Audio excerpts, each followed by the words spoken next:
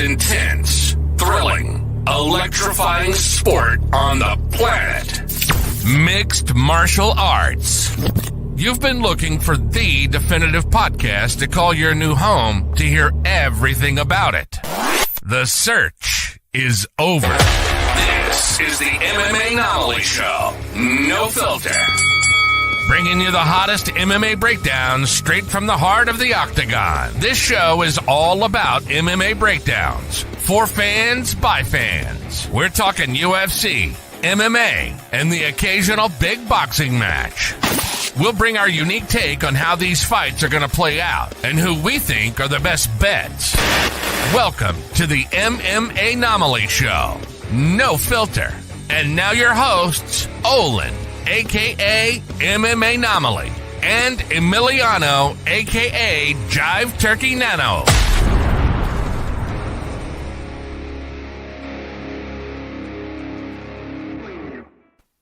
What is up, fight fans? Welcome back to another exciting episode of the MMAnomaly Show, No Filter. I'm your host, Olin, aka MMAnomaly, and with me, becoming an as usual thing, is the co-host here, MadMaxMeridian, my guy. Welcome to the show. Glad to have you as always. How we doing? Olin, what's up, brother? I appreciate you letting me fill in. Nano, he leaves some pretty massive shoes to fill, but I'm going to try my best and just enjoyed a good card, man. I thought it was a pretty solid one. Absolutely agree, man. I thought it was actually pretty solid card from top to bottom, in my opinion. Obviously, I had to go back and rewatch the card. Gonna address the elephant in the room. I was out of the country. I was in Cancun, Mexico. Trust me, my stomach is still feeling the effects. And we enjoyed it at a nice little sports bar there. Me and the boys. It was a good time. We were watching Canelo on one screen. We were watching 301 on the other. I got to tell you, watching a Canelo fight in Mexico, it's a bit different. It's a bit different, man. I didn't even think about that. That had to be a whole other level, I would think. The people were pretty hype. It was definitely a great time. Just seeing the fans get that into it. I feel like you don't really get that with boxing here in America. It's at least not anymore, unless it's like a fucking Mike Tyson fight, which is crazy because he's the same dude that's had that kind of drawing power for the last 20 years. So it was just nice. It was a really nice change of pace. Seeing everybody get into it. There were people that were standing this close to the screen. I almost wanted to be like a dad walking up to the child, like, "Hey, you're gonna ruin your eyes that way, big guy." Yeah. But it was awesome. It was a really, really good time. Definitely enjoyed the fights. Before we jump into the UFC fights, did you actually watch the Canelo fight or no? That was literally going to be my next question, was how was the fight? All I saw was basically snippets of it. I saw one knockdown, I think. Canelo sat him down at one point, and that's literally about all I caught. He did. And if you don't know anything about Munguia, he's never been dropped in his career. So that's the first. He's like Max Holloway, right? He's a power puncher too. So he has the ability to put people away. He's just never been knocked down himself. He got knocked down, and it was hard. I'm sure you said you saw the clip. Yeah. He went down like a fucking sack of potatoes. I thought for sure he may be done. And then he got back up and he kept going forward. Really, really game opponent, really tough kid. He's a young kid. This is not the end for him. I think he's in his 20s, right? Yeah, I think so as well. Yeah. Was it competitive at all, or was it kind of one-way traffic, or? A bit of both. Yeah. Again, I was watching it in the moment. Everyone in the fucking crowd is cheering for Canelo. So the fan bias in the room, obviously I feel like it was one-sided. Yeah. That does sway the way you view a fight, which is why I usually like to go back and rewatch fights, especially, me. I have a lot of favorite fighters. And so if I'm watching a fight, I'm going for that favorite fighter. I'm paying more attention to what they're doing. It's true. Yeah, if I'm watching Conor McGregor go against Dustin Poirier, I can promise you, I'm watching Dustin's body the entirety of the fight. I'm watching what he's doing. And then if I go back, when I go back and rewatch it, then I'm watching Conor's body. I'm watching his spacing. And then if I watch it a third time, I'm watching in the middle, somewhere in the middle, enjoying kind of both people getting the job done and really just kind of showcasing their style of martial arts. In this one, I haven't gone back and rewatched it, but man, I feel like Canelo is definitely that guy. He is always going to be one to beat. And I can't tell you that there's many people in the world that can beat him, especially at this stage in his career. he's just gotten so damn sharp. It's truly something to see. But yeah, to answer your question, was it competitive? I would say for the most part, yes. Fairly close on punches landed, or at least, like if we break it up across the round, I feel like it was fairly close. Competitive at least. Yeah, at the distance, yeah, like Canelo outlanded him by 50 punches. That's not that much then. That's actually over the span of a boxing fight. That's relatively over the span of a boxing. Margin. Yeah, exactly. And the jabs were within 11 of each other. So again, like pretty close. I think where the big differential came in was really the power punches, because Canelo landed 151 to 96. So I mean, like what, 1.5 to 1? It's pretty significant, especially when you're talking about someone that hits as hard as Canelo does. Line. And now they want him to fight right on to target too. Yes, 100%. He's so precise, and now they want this guy to fight Bud Crawford, which, let's go, baby. I would love to cash in on Bud Crawford again. That's the one time I'll bet against Canelo, I think. No shit. Yeah, but we'll save that for another episode. We'll go ahead and jump into the UFC card here. So jumping into the UFC 301, we're going to start right from the bottom here, guys. And just like Drake says, since he's very popular, we'll start from the bottom, then we're here. So Alessandro Costa coming in against Kevin Borjas. Man, fight was pretty damn exciting for as long as it lasted, right? Alessandro Costa came out there, got it done, outlanded his opponent pretty damn significantly, literally at a 3-1 clip, more than a 3-1 clip. It was 60 to 18 landed, and over 2-1 clip on significant strikes too. I will say this about Kevin Borjas: everything he throws to hurt. He throws to hurt you. Like, there's venom. If he throws a jab, it's a fucking stiff jab. Kid is throwing hard. And I'm sure you saw, right? But Alessandro Costa just seemed to be a step ahead of him everywhere the fight went. He just seemed to be a bit faster to me. And speed kills. I'm a huge fan of speed. You asked me if I could have any superpower in the fucking world, give me Flash, bro. All day. Quicksilver, all day. Can't hit what you can't touch. Give me that speed, baby. So yeah, and shout out to the chat. What is up, Axa Mateo? We appreciate you being here, man. Oh shit, Axie boy, what's up, Playboy? Love to see it. So, dude, tell me, what were your thoughts on this fight? Do you feel like you learned anything about either fight or Mad Max? Well, first, I'll get the elephant out of my room over here. I was dead wrong on this pick. I thought Borjas would be the guy to get it done. In the first round, I thought it was relatively competitive. Like, they were both kind of landing some shots. I 100% think Costa was landing the bigger shots and, of course, had the volume, which was it was almost a complete mirror image of what I thought was going to happen. I thought the volume, the speed, and all that would have been in favor of Borjas. I thought the explosivity and power was in favor of Costa. But it seemed like, Costa just had the lion's share of everything. He just snatched it all up. And it's like, once he started landing those leg kicks, it was a complete game changer. Like, Borjas, you could tell, was flinching away from him within it was like 2 or 3 leg kicks, and he was already lifting his leg up, and you could tell it was tender when he was setting it down. And that was really the story of the fight, at least in my book, is Costa's got some mean low kicks, like nasty with it. If he implements that regularly into his game plan, this will be a dude to keep an eye on. It was pretty good. Now, one caveat, I did say on the breakdown that I probably wasn't going to bet Borjas, that in all actuality, you should bet the under 2.5 at -115. So I'll go ahead and I'll scoop that puppy up right there, because I did bet that one. Yeah, I'm going to put a little check mark on it too. You love to see it. I'm going to be completely honest. Me and the usual co-host Nano were in kind of a rush to go to Cancun, so I don't think any of our bets actually made it to the bank. which again, I will also address the elephant in the room. Probably the best case scenario, because your boy was all wrong. There was a couple on this one that were just like extremely surprising. Obviously we're going to get to them, but there was a couple where you were just like, oh shit, here we go. If MadMaxMeridian was swimming in a river of truth, I was on the shores of wrong all day.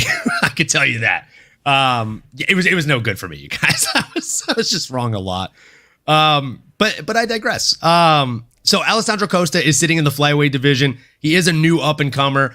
I don't think he's at a point where we should really play matchmaker for him right now. I don't have any names on the tip of my tongue. Do you? No, not really. I would like to see them give this guy like the right treatment, give him a slow and steady, kind of up the ladder a little bit. Let's not throw him in the deep end. Let's treat this guy right. Like he's clearly got potential. Let's do it right. Absolutely. Absolutely. I think this might have actually been the only fight I got right on the entire card, and it's only because I agreed with you when you said flyweight unders. As far as betting. There's a bunch of them on here that I was like, this under is gonna be way too sweet. Especially if you're torn on picking a single guy, just take the under and call it a wrap. I do think we both said the Smith under was a really smart play too. Yeah, I think so. if memory serves. So, and I got old Anthony Smith inside the distance plus 625. Yeah, did a fifth of a unit on there, but I'm sure we'll get to it. We'll get to it. Alrighty, so moving into the next one, we had a lightweight fight between Ismael Bonfim coming in against Vince from Hell Pichel.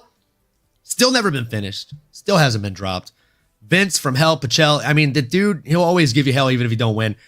He definitely didn't win this one. Got outlanded almost at a 2-1 clip as well here.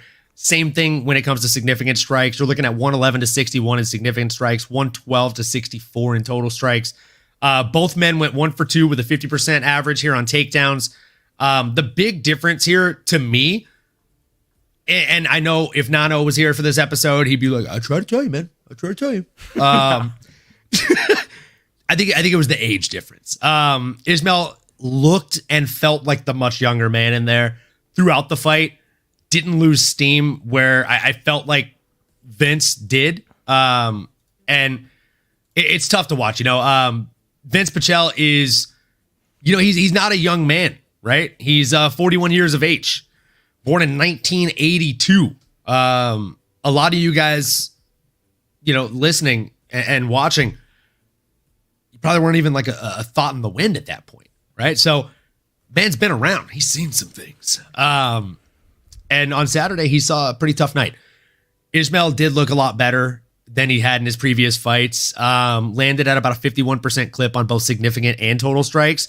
Very impressive. I thought his accuracy looked better than it ever has. And it was nice to see him go the distance and get the W that way, right? This might be an unpopular opinion, but I just think it's a lot easier to go out there and get the flash knockout than it is to go out and grind out a win over a tough game opponent. And I know that you understand that because you're a grappler and like you've trained, right? Like you understand. A lot of people that are watching that have never trained, they think, oh man, getting a knockout's like getting a home run. It's a lot harder than just hitting the ball. It's not true. If you go out there and you one-shot somebody, that's the easiest payday of your life.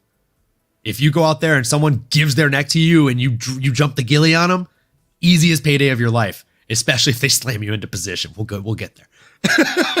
yeah, that's coming up too. No, you're right though. Statistically, it's less likely to occur, but as far as like your physical output and making it happen, it's 100 times easier. It's 100 times easier. It's just you're talking likelihood of occurrence versus like physical output, and it's just I think people conflate those two things. I agree with you 100%. You're dead on. Yeah. And I love that word, conflate. That's a great word. So yeah, Ismael Bonfim, he came out there, he got it done via a windy, grindy decision. And again, I think these decision wins are going to be the most beneficial things for him. He hasn't gone to decision since getting into the UFC via a decision win over Nariman Abasov. And after that, again, he got that really nice flying knee knockout over Terrence McKinney. If Terrence McKinney was Superman, his kryptonite would be flying knees, though. So, like, you made the read, guy. Like, great job. So I don't think he really learned a lot from that fight. And then he came in against Benoit Saint-Denis, Benny Saint-Denis, and he gave the neck up. That's literally the only reason that I said I could see Vince coming out here and grinding a decision over him or submitting him, because we've seen him I don't want to be a dick, but we've seen him quit before. That's what it was against Benny Saint-Denis. Like he was so close to getting out of that round. I mean, again, I'm not going to go into it, but we've seen him mentally break, and I thought for sure that could happen against Vince. I didn't think it was the most likely of all outcomes, but 40-60. I can see a 40% chance of that happening. So Great on him. I was very, very impressed. I think this is probably the most impressive win for me in his career so far in the UFC, especially. Again, because he had to get through the tough moments, and that's when you learn a lot about a man. So curious to hear kind of what stood out most about his game to you. There were some really nice scrambles, right? So looking forward to hearing your takes on those.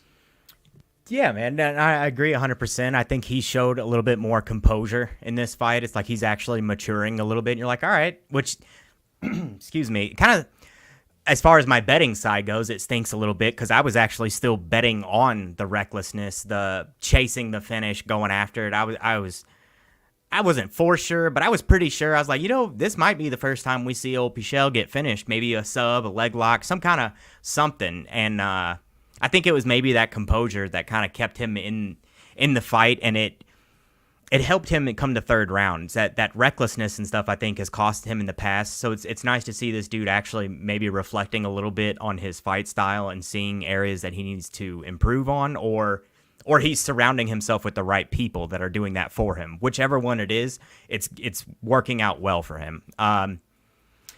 The striking, I think he was a little more selective with his shots this time. I still think he gets a little wild, gets these kind of looping shots, but he wasn't just spamming him like crazy this time. He was picking his exchanges. So it's like, well, all right, if you're gonna throw that way, at least you're picking your exchanges. Like that's what you would want. So overall, it's good development. I don't know necessarily that I want to see him, top 15 yet. I think give him a slow and steady approach. This was kind of they set him up to spike this one. I think this. I'm not trying to shit on Pichel, but I thought they were trying to make Bonfim look pretty good in Brazil, and he looked good in the win. I think he could have looked better with a finish. I think that's what they were going for here. I bet the finish and lost. Obviously, I did pick Bonfim to win, but I don't know. Let's, again, same thing with Costa. Let's give him a slow and steady approach here. Let's give him just a slightly harder guy. If we're going top 15, we got to go the very bottom of it,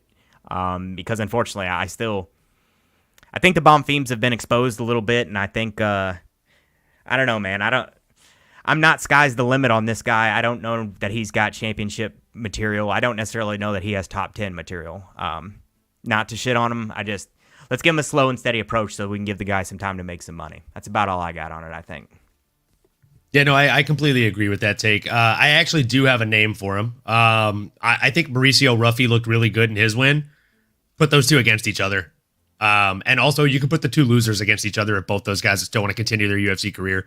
I think Jamie Malarkey matches up really well against Vince from Hell Pichel. I think Mauricio Ruffy versus Ismael Bonfim. I mean, Ruffy will bring the dog out of him and kind of force him to fight that fiery fight that we're used to seeing him fight. I think that'd probably be a safe one to bet the under on as well. Yeah, I'd agree 100%. That'd be a fun fight, too. I'm down for it. I think they match up well against each other. Stylistically, it'd be fun. Very. So moving into this next one, we had Diana Barbosa coming in against Ernesta Caracate. Grindy women's flyweight fight. Pretty close, to be honest. I didn't think it was one-sided at all. 87 to 100 strikes, 39 to 53 the other way in significant strikes. You had Ernesta getting one of one takedowns. She only shot for one. She got it. And it was pretty damn significant. And then her opponent shot 11 times and landed two. Sorry, not quite as bad, but not really good either. Yeah, same. Same, different, but still the same. So yeah, I mean, what is there to say? It was a grindy decision fight. Not my favorite fight of the card, if I'm being completely honest with you. Anything stand out to you on this one, Mad Max? One thing only, and that was just Ernesta impressed me with her grappling. I thought Barboza would have a more significant advantage in that department. I picked Barboza based off of the grappling, but there was a couple moments there where I was like, ooh, Ernesta is kind of worrying me a little bit here. I've seen quite a few people online, too, saying that they thought Ernesta won that, so I guess I'm going to need to go back and rewatch them. Going into the decision, I thought Barboza won it, but now I'm I immediately start second guessing it when I see stuff like that. But I thought Barboza won it upon first viewing, so we'll see what happens on a second. So I will be honest with you. I did go back and watch a lot of the fights again, obviously out of the sports bar setting. This is one of the ones I only watched one time. And I will tell you, I was one of those people. I thought Ernesta got it done. Okay. Yeah, I mean, 1 of 1 on takedowns, super efficient. With that one takedown, like one takedown attempt versus 11 takedown attempts, right? 3 minutes and 25 seconds of control versus 3 minutes and 51 seconds of control. Mm-hmm. I'm sorry, I beat you there. And then we're supposed to judge these fights on damage done. Even before I saw the actual stat numbers, I thought Ernesta was doing more damage with the shots. When she was landing, not only did it look like she was putting more behind those shots, but you could see her opponent's body language and the way that they were affecting her. So, I don't know. I thought she done, like, I did not think this was one-way traffic at all. I'm not going to be like, robbery. This is why you don't leave it in the hands of the judges. It was a fucking super close fight, guys. But what is there to say, right? It was a very, very close fight. I look forward to both of these women.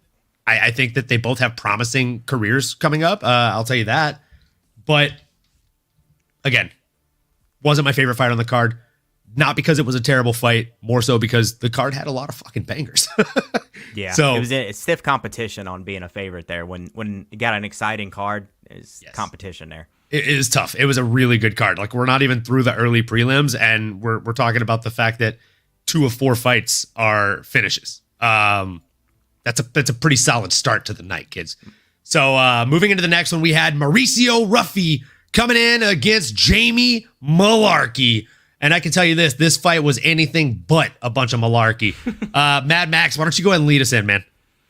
So, great fight. We'll get that first and foremost. I think Huffy may have made the best appearance out of anybody in a minute. I've seen shitload of buzz about this guy since Saturday. People are comparing him to, I'm seeing Connor comparisons. I'm seeing Paulo Costa comparisons, which stylistically I lean a little bit towards the Costa comparisons. I thought they were throwing a lot of their strikes pretty similarly. Their stance was relatively similar. Pick-wise, I leaned towards Huffy here. I even said maybe take him inside the distance, given that basically all of his fights finished inside the distance, all by knockout, including his one loss. And Jamie Malarkey's propensity to get knocked out. The guy's been slept 5, well, now 6 times, I guess. It just seemed to make sense. It's like, why would you not go for that? Let's at least try, given that that's far and away the most likely outcome, given this guy's past. Hit a scissor sweep at one point, which you don't ever see. Like, that was, I mean, it was just awesome to see. It was exciting as hell. I don't know. I was saying some of these other guys maybe have a low ceiling. Huffy, it's pretty high ceiling right now. I don't want to say sky's the limit. That's getting a little crazy, especially against a guy like Malarkey. I don't want to, not trying to shit on the guy. I think that was probably maybe the last we see of old Malarkey in the UFC. Wouldn't surprise me if he gets cut either after this or one more. So it's like with a win against a guy like that, it's not off to the races here, but the way in which he won against a guy like this, you're like, he made a statement there. That was a pretty impressive statement. So I'm in on this guy. Like, I'm going to be keeping an eye on him, and I'll probably be betting on him depending on how crazy they throw him next. If they do the him and Bonfim fight, I mean, I'd love it. I'd almost give him a harder fight than Bonfim next, to be honest. What'd you think of it, though? Well, man, I'll tell you this. I'm pretty close to saying the sky's the limit for this kid. I mean, he's 27 years of age. He looked fast as all get out.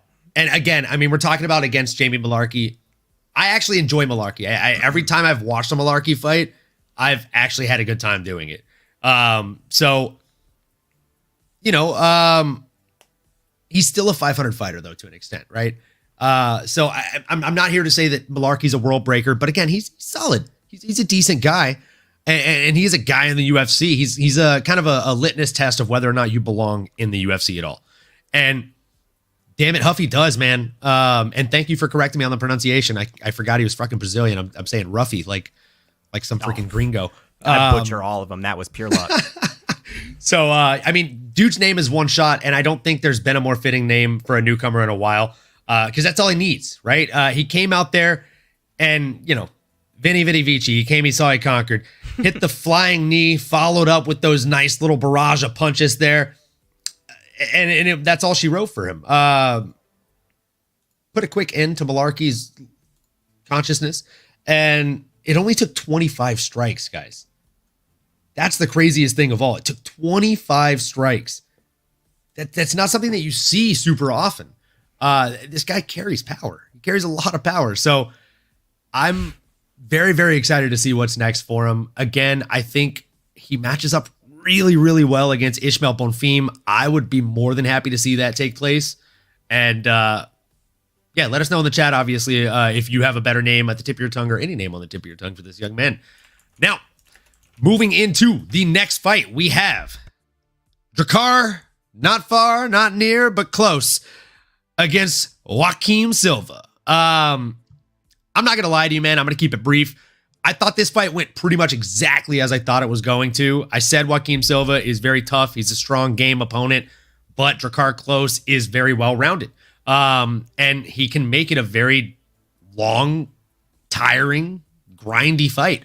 Now, granted, I was worried when Joaquim Silva got that knockdown, but our boy survived it. And, I mean, I don't know. I'm curious to see how you scored this fight. I've seen people say it should have went the other way. I'm not impartial to either, man, having got the scorecard. Again, not going to cry robbery on this one. But I also, I don't necessarily disagree with the judges on this one. Well, one other thing I thought here on the Huffy fight, Michael Johnson might be a fun matchup there for old Huffy. That was the guy I had for him. I didn't have one for Bonfim, but now I'm kind of in love with Bonfim versus Huffy, but for Huffy, I had Michael Johnson. I don't know. I'm not mad at that. Kind of makes sense. They're both at relatively similar rankings, just going in opposite directions, which is kind of, I usually like to do that with up-and-comers, is like give them a guy who's got a good name, maybe on the way out, but good enough that it's like a stout test, and somebody like Michael feel like Johnson beats the people he's not supposed to beat every time. You might derail. So he'll go out there, I was going to say, he'll go out there and fucking just one-shot him like he did Dustin Poirier and be like, what? How does that even happen, dude? He very well may. That'd be good growing chance for old Huffy. But either way, Silva and Klose. This was one I was wrong on my pick. I had Silva.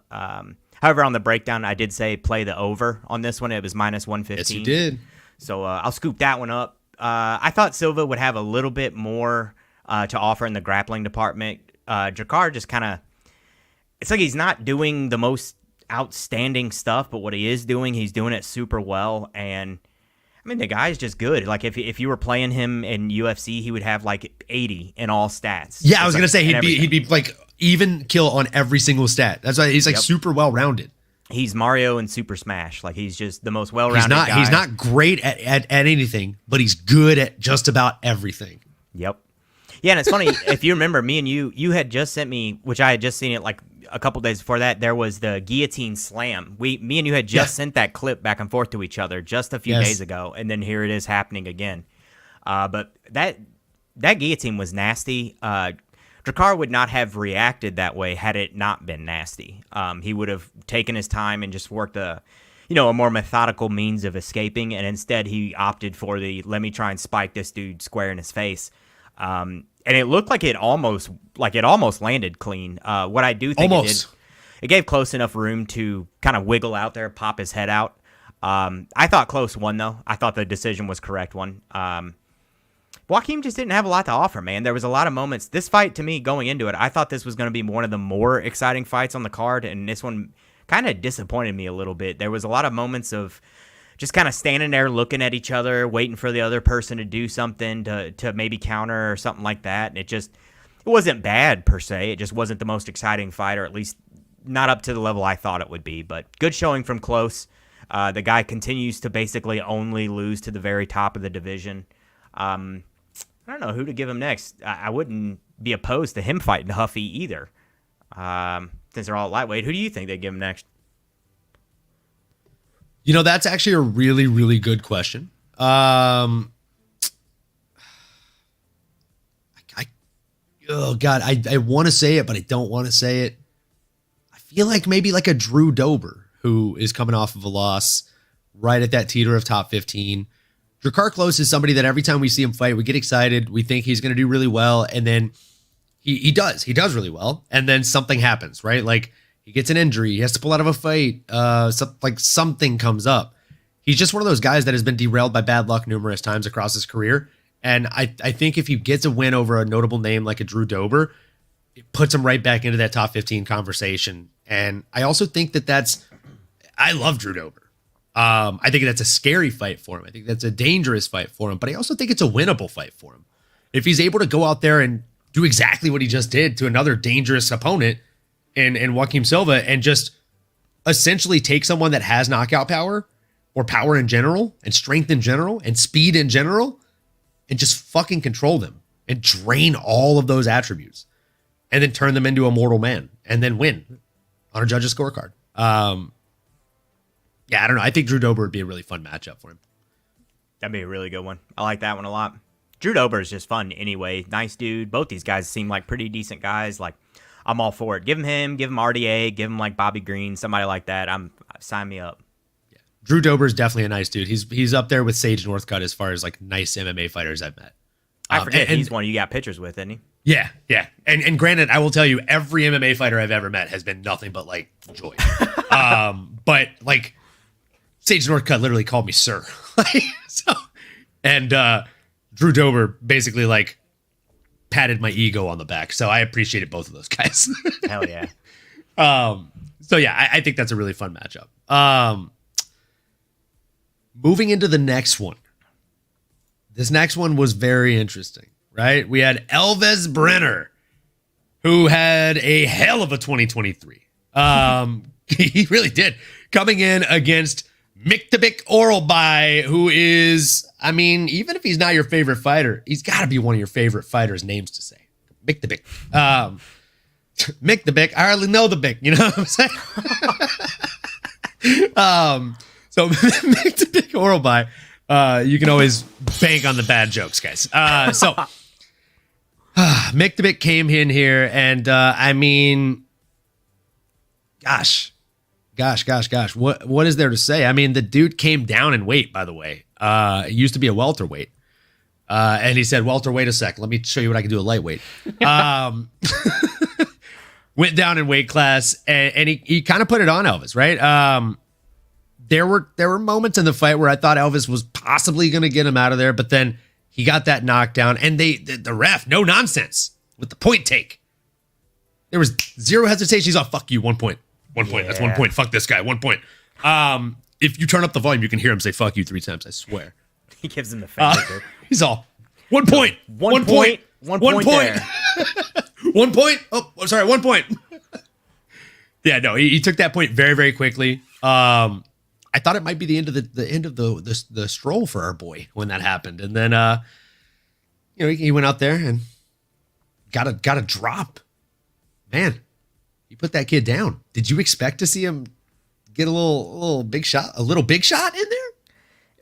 No, I didn't. That surprised the shit out of me, and I think that's basically the only thing that won him that fight. I agree with you, Brenner, with the point take, and yes, it was probably the biggest takeaway from this fight was just how much of a dog Brenner is. Like, I mean, it got popped right there at the beginning of the fight in the first round, and I think it kind of rattled him a little bit, and it took him a while to kind of come back. But when he did, I mean, there was a point in the fight where he was on top of Miktabik or however you say his name. He was mounted on this dude, landing shots. Now, of course, Oralbai scrambled out of there, no surprise, but the fact that he was even able to secure a position like that against a dude like Oralbai surprised the shit out of me. Brenner lost, but this was, in my mind, a loss that it wasn't like he lost any stock or anything. Like, he looked good in the loss. May have gotten cracked a couple times, but his scramble ability, his durability, all of that was pretty notable, at least to me. Oralbai did more or less what I expected him to do. I thought this one was going to be a little bit of a ragdolling. We took very, very rare when I'm betting will I touch anything above a minus 200. I put 2 units on him at minus 260. I'm pretty high on this guy, again, after seeing that video I mentioned where I was seeing him kind of give it to Bilal Muhammad in the wrestling scrambling department. It's like, all right, well, Bilal's no slouch. If this guy's doing this, in training. While it is training, it's still indicative of, potential. So I'm pretty high on Orlby. Now, was this, you'll have to answer a question for me, was this a one-off when he came down to lightweight, or is he settling at lightweight? What was the deal with that? I believe he's settling it at lightweight. I think him and his coaching staff had a talk, and to my knowledge, they just decided consensus that they were going to attempt to move down to lightweight, see how the body feels, see how he feels in general, energy-wise, and kind of what transfers, speed, power, endurance, etc. And I mean, he looked really good. Again, I wasn't expecting him to drop him. Solid gas tank. Or you said aside from the gas tank. Yeah, aside from that. That was the one concerning point, but when he's also going at the fucking breakneck speed they were going at, it's like everybody they were throwing, dude. Yeah. Those scrambles too, like wrestling. I mean, it just makes wrestling you tired sucks. like This is why I don't like grappling. Like, I'm a lazy fuck. I'm gonna fight you on the feet, bro. Make you tired like nothing else will, at least in my opinion. No, I agree. I think, and I mean, if you listen to a Daniel Cormier interview, he'll say the same shit. That's why they call him the king of the grind, right? It's a grind. It is a grind. So yeah, I mean, Miktabek he's one of those guys that you definitely should watch. He's a name that will be here for some time. He's 13, 1-1, and I think, this time next year he'll probably be closer to 16, 1-1 guys. And I really do think that. Now, that being said, do you have any names on the tip of your tongue for him? Is there a name that you are burning to see him fight at lightweight? I guess I was just on Michael Johnson because I had that written down for him too, or at least typed in on my sheet here. I had Michael Johnson on the brain for some reason. It's got to be the STL card this weekend or something. I'm just like, give the Menace another shot. But actually, now that we're sitting there, we were talking about it, RDA. I would love to see him against RDA. Another kind of grappler's delight. Oh, man, you're just trying to feed these young kids to these old dogs. You're fucking mean today. I like it. I'm not mad at it. What do you think for him? Man, I am not mad at it. Dude, I have a name. I don't know if you're going to love it or not, but I want Benny St. Denis. Ooh, that'd be Benny fun. St. Denis walked his way and talked his way into a Dustin Poirier fight that he was not ready for and not worthy of. And now he's back at number, 13, 14, somewhere around there? He's 13, I think. Dude, Miktabek just proved that he is in the upper echelon, of whatever division he decides to compete at, I think. Or at least within these two. So let the man step up. Let's see if he's got that real dog in him at lightweight. And I think Benny St. Denis can bring it out of him. I think it'd be a really fun scrambling and grappling match too. I think the striking only fans and the grappling only fans, I just said only fans 3 times, will be very happy with what they see. This is not promoting any only fans. Any fans of only grappling and fans of only striking. Who would you take in that one? I would probably take Miktabek. Give him a full camp at lightweight after this, and I think he's going to be a terror. I think he's going to be a really tough guy. He just seems like a really strong grappler, and I wasn't expecting to see the striking exchanges that we saw against Elvis Brenner. I didn't think he was going to be able to bang with him the way he did on the feet.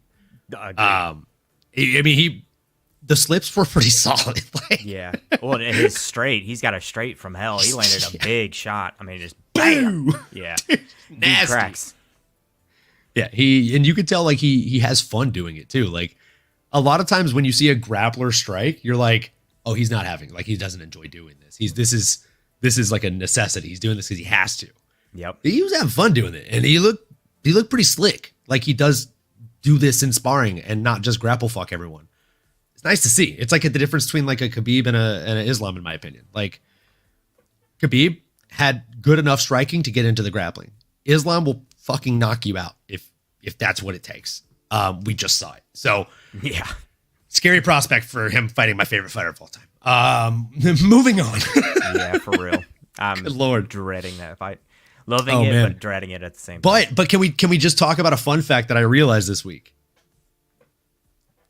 Do you know what's... Yes, dude! Yeah. What the fuck? Come on! Yeah, that shit blew my mind. I just saw that yesterday. Dude, the King of Lafayette fighting on Lafayette Street in another state? It's destined. It's destiny, dude. Third time's a charm. Gosh. Oh, man. There's a le bon temps roulé, mon ami, and jump the gilly. God, I'd be so.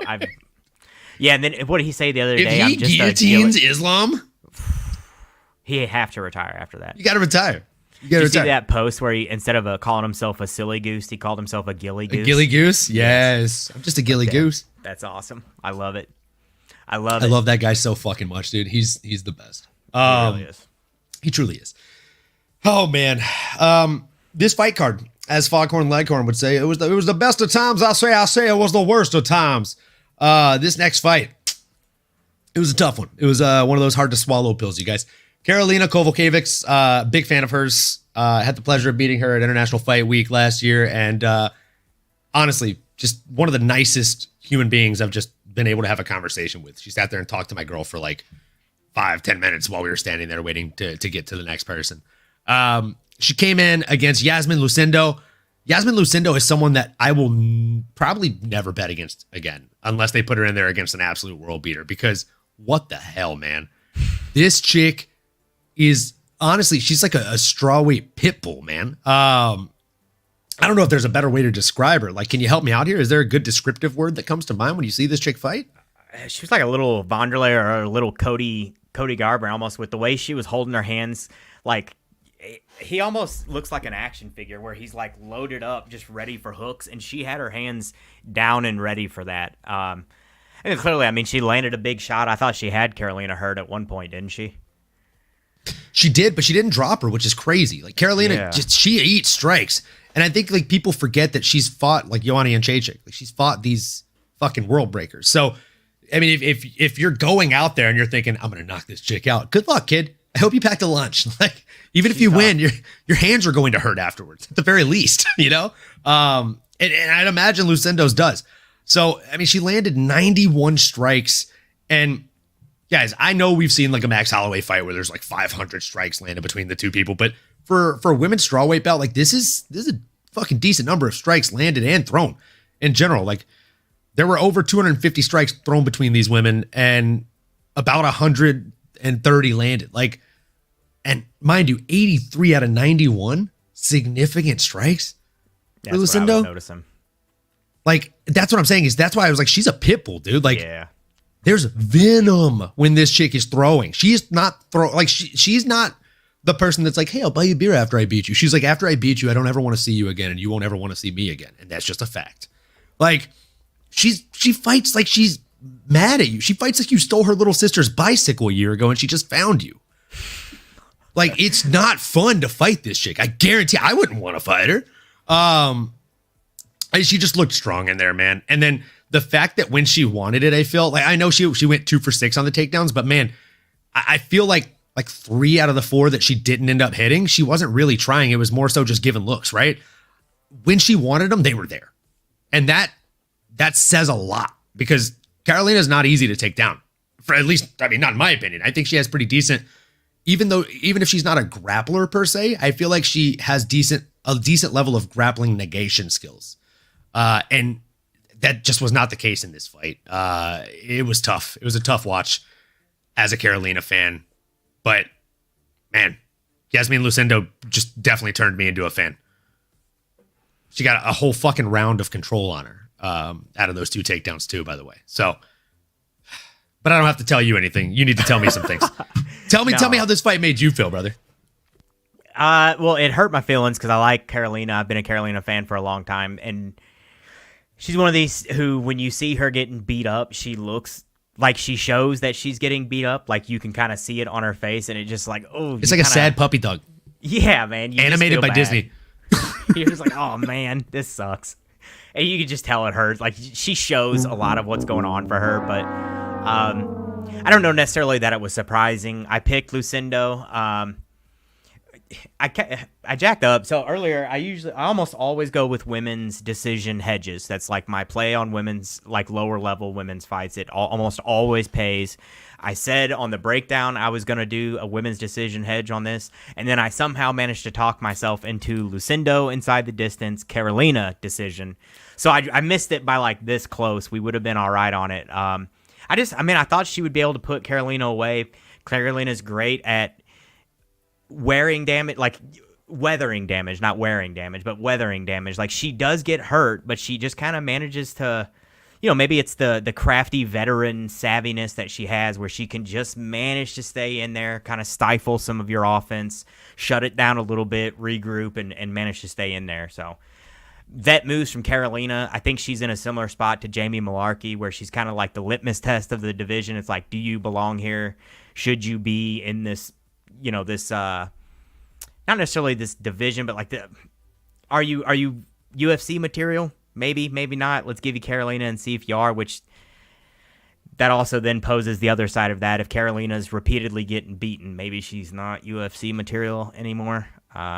It wouldn't surprise me to see that post on Twitter, UFC fighter removed, Carolina Kovalkovich, however the hell you say it. It'd be sad, but I think it's getting to that point in her career where we're not far from it.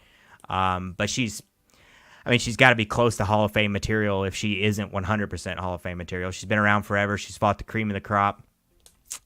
Yasmin, I'm trying to think who we maybe should give her next to kind of fill her out a little bit better. Did you have a name for her?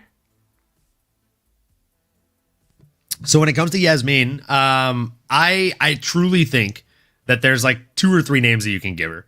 And I do think that you need to give her a little bit of a step up in competition because now she's ranked, right? She's number 13. I truly think she matches well against Luana Pinheiro, Lupe Godinez, or Tabitha Ricci. I think all 3 of those would be really, really fun fights. Mostly the Tabitha Ricci one. But I think that's the least likely to happen just because Ricci is such a pretty face and a bigger name that they will probably try and get Ricci further up into the top 7 rankings area. I could see that.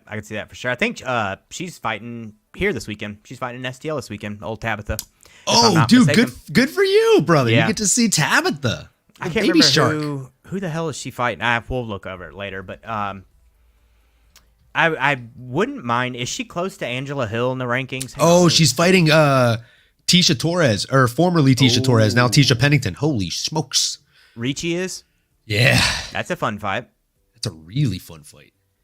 Lucindo and Tisha's not ranked anymore because she took the time off while she was pregnant. Is this her first? I think this is her first fight back. Yep. That just makes sense. And that'd be a good fight. Yeah, it's a hella good fight. Banger. What do you think? Sorry, what was your question? No, I was gonna say Angela Hill and Yasmin Lucindo. They're right next to each other. I didn't realize they were 12 and 13. Yeah, I'm not mad at that. They just updated the rankings today, I believe, and added Lucindo. Nice. Yeah, I'm not mad at that fight at all. Do that the next UFC San Diego card or something. Yeah. Is Hill That's scheduled? Sorry, go ahead. I don't think Hill has anything scheduled. I'm going to look it up. I don't think Hill has anything scheduled right now. But yeah, while you're looking that up, we'll go ahead and jump into the next one here. This next one was probably not the best fight on the entire card, but one of the most interesting, in my opinion. So we had Jack Shore, Tank himself, coming in against Joe Anderson Brito. This is a really interesting one because it looked like old boy got shot in the leg. It looked like a gunshot wound. He was pouring blood onto the canvas from his leg. I would pull up a video or a picture of it, but I don't want to get shut down here on the YouTubes. This channel is rated M for mature. No, it was disgusting. And then, to make matters worse, the referee came in and I don't know if you've ever seen that movie, The Cabin, where the dude's just fingering like a wound. And that's basically what was happening. Dude, the doctor literally put his finger in this dude's leg and was like, oh, feels broken. Turns out it wasn't broken, by the way, according to the x-ray. So maybe, putting your finger inside of a grown man's leg is not the move to check and see. I don't know. I'm no doctor, but I'll tell you this. I don't think that fight should have been stopped. Regardless of how gnarly that wound looked. We have seen wounds that big in between a man's eyebrow. Okay, I'm looking at you, RoboCop Rodriguez. Yep. That fight was fine to continue for an additional fucking 2 rounds. We only had 1.5 left. So call me crazy, bro. Do you think this fight should have been stopped? Am I out of my wits? Talk me off the ledge here, man. No, I thought it was very strange. The whole thing didn't make any sense, and the fact that they didn't really say like why they were stopping it. I've heard, I think it was Kenny Florian or John, and one of the two, when they were talking about it yesterday, were saying that maybe it was like an infection, concern with the climate where they're at, the humidity, the heat, and all this. But then it's like, well, if that's a concern, then why the hell is the doctor sticking his dirty hand inside of this dude's shin? Unsanitized or anything else. Or maybe he did that and just didn't think about it and then was like, oh shit, like what did I just do? But that kind of surprised me, the stoppage. Excuse me. And then just the way it happened, it's like, man, as often as you see people's shins clashing off each other or a knee off of a shin or something like that, it's wild that it happened as bad as it did here and that it doesn't happen more often. It was just, I guess, one of them weird fluke things. But the shots that you could see of it live were horrendous. Have you seen any like afterwards? I haven't seen since, basically. I did see one picture they posted afterwards, and it looks totally fine. Like it's not that big of a cut. Like it doesn't even look nasty. Oh, okay, interesting. Yeah. That like the reason I brought up the Rodriguez thing is someone I follow on Twitter posted a picture of his the day after, and a picture of Rodriguez is the day after with all the stitches in it, and it's like this fight went on, this fight was stopped. What's the problem here? And I'm like, oh, that's pretty fucking wild, actually. It didn't look that crazy. They did get an X-ray. There's no break, not even a fracture to my knowledge. And again, guys, I know Joe Anderson Brito was winning that fight. He won the first round. Make no mistake about it. He racked up fucking 5 whole minutes of control time in those 2 rounds that we had gotten to see. But also, make no mistake, Jack Shore was dead even with him on significant strikes in the second round. If we're scoring this round by round, the way that was going right before the stoppage, like all it would have taken is Jack Shore to get a fucking takedown, and then we're tied up, or we're like 1-1 going into the last round, or maybe we're 1 draw open. That could have at the very least been a draw, and we've seen Jack Shore pick it up later in the fights. So we don't know how that fight was going to end, and it just feels like he was robbed to an extent, not robbed of a win, but robbed of a performance. Robbed of knowing if he could have actually got the win and fought to get the win. It was very upsetting to see. I think there needs to be better protocols and processes in place so that this kind of thing doesn't continue to happen. Otherwise, like Dana's dream of this becoming respected like a Big 5 sport or becoming a Big 5 sport in the future, it's simply never going to happen. We're always going to be the kids with lice on the fucking playground that nobody wants to play with. And that's just a simple fact. Like, you got to clean the fuck up if you want to be respected. Like one of the popular cool kids. It's just that simple.